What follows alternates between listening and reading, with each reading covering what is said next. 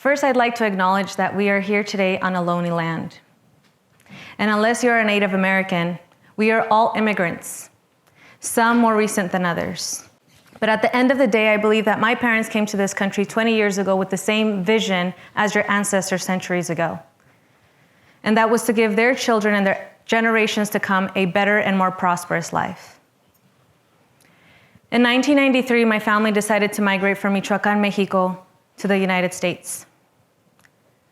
And our trajectory wasn't the normal way. As you can see, we decided to cross the desert because that was the only way that we can cross at the time. I came to this country at a very young age, so not long after I got here, I started going to school. I'm the youngest of 11 children and the first one in my family to really have that opportunity to get an education from such a young age in this country, which gave me the benefit of learning the language and being accepted into the culture of America. When I got to high school, I knew exactly what I needed to do.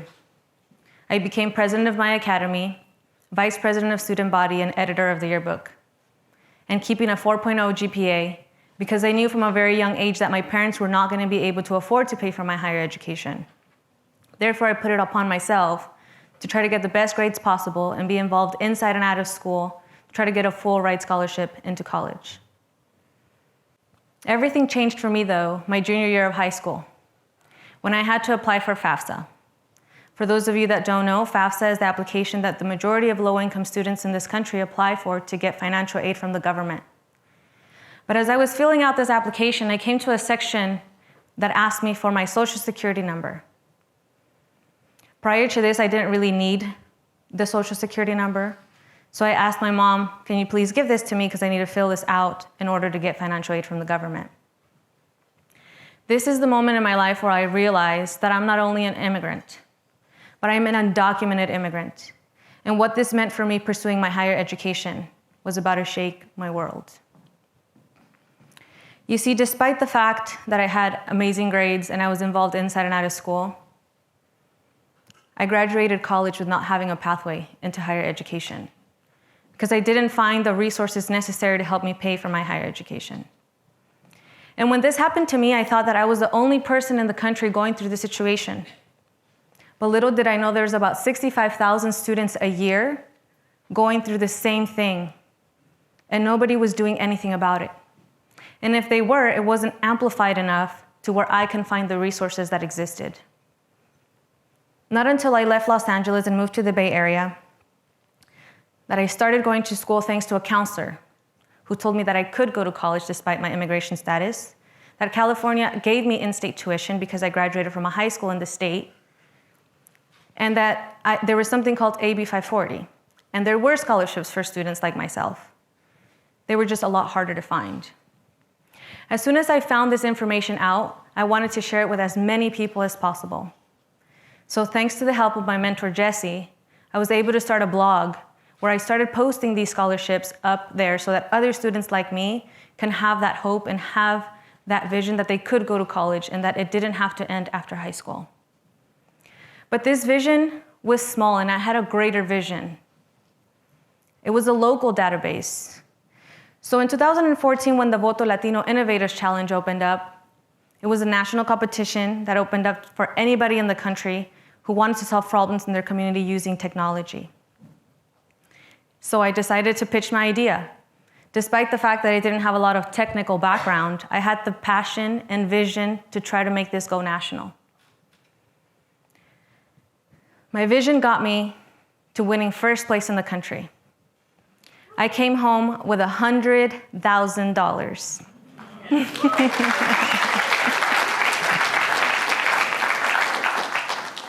This funding allowed me to hire a technical team to actually help me build and code my platform. In 2016, my dream came true. Dreamer's Roadmap went live on the App Store and on Google Play. And to this day, we've been able to help over 30,000 students have access to this information. This is Lily, one of the beneficiaries of our app. I met her last year and she shared her story with me. And stories like her and testimonies of thousands of other students is what keep me motivated. As y'all know, as a tech entrepreneur in the Silicon Valley, it's very easy to want to give up. And I've had that feeling. But when I see her story, it reminds me of myself. And when I see the end of her story, it reminds me why I can't give up and why I need to continue to fight every single day to continue to make stories like this happen. Not only for individuals like Lily, but for the sacrifice of our parents. Because at the end of the day, I feel that they come to this country to see us achieve this and see their children be successful. But dreamers even before me have been fighting for something more concrete. In 2001, a bill was introduced called the DREAM Act. This would basically mean that if you were an undocumented student and you figured out a way to get yourself through college, there would be a pathway to citizenship for you. Unfortunately, this has been in the talks or works for close to 20 years, and nothing has been able to pass. What did pass, though, in 2012 is Deferred Action for Childhood Arrivals, an executive action signed by President Barack Obama, which stated if you were a young, undocumented person in this country, could prove you had no criminal background, you would qualify for a 2-year permit to be protected from deportation, get a work permit, and be able to travel outside of the country and come back. When the new administration came in, though, the program was rescinded in 2017. It came back, but it didn't come back with its totality in 2018. Applicants could no longer leave the country and come back. I benefited from DACA from 2013 to 2015 until I adjusted my status. But this isn't the story for everyone. I read an article not too long ago in the New York Times about a student who's a beneficiary of DACA. He figured out a way to get himself through college, even grad school, but has decided to self-deport in 2020. This is unfortunate for our country because we are losing talent that could be fostered here.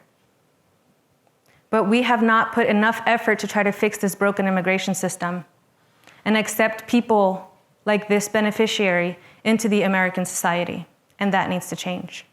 In California alone, 27.3% of the population are immigrants. 2 out of 5 business owners are immigrants. And if you guys didn't know, immigrants and their children have founded almost half of US Fortune 500 companies. And if you're wearing jeans today, you're most likely wearing Levi's. And that was founded by a German immigrant who based himself here in San Francisco. If we don't start to create change now, we will not be able to see companies like this flourish in our country. But as you can see, I have hope. I'm deciding and I'm choosing to bring life into this world. Because I know if we come together, our country could be brighter and better. A couple years ago, I had the opportunity to have a dinner with a conservative VC here in the Silicon Valley. I shared my story with him, my visions, my aspirations. By the end of our dinner, he said we should be building bridges, not walls. And we can all get to this point if we put our differences aside and have empathy for one another and hear each other's stories. If you're a conservative, I invite you to have dinner with an undocumented immigrant or immigrant and hear their stories, hear their contributions. If you're an ally, I ask that you continue to share the stories of immigrants and undocumented immigrants in your life and how their contributions have helped this country move forward. If you're an undocumented immigrant or a dreamer, I ask you to continue to find spaces that bring you joy and help you heal. I'd like to thank the people that have been by my side, my mentors, my family, my friends.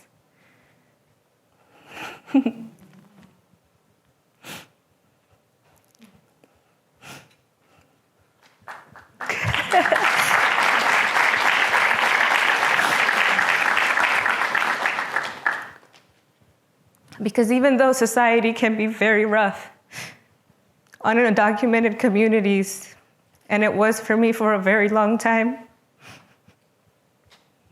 y'all stood by my side and believed in me even in times where I didn't believe in myself. And because of you guys, I'm here today. And I thank each and every one of you for taking the time to be here. And all the staff and faculty involved, y'all are in for an amazing day with amazing people who are changing the world. And I know we're gonna live a much better life because of the people that are gonna stand here today.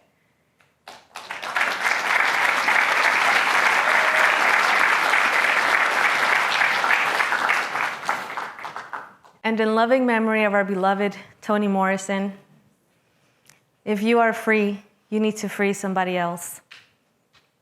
If you have power, then your job is to empower somebody else. Thank you.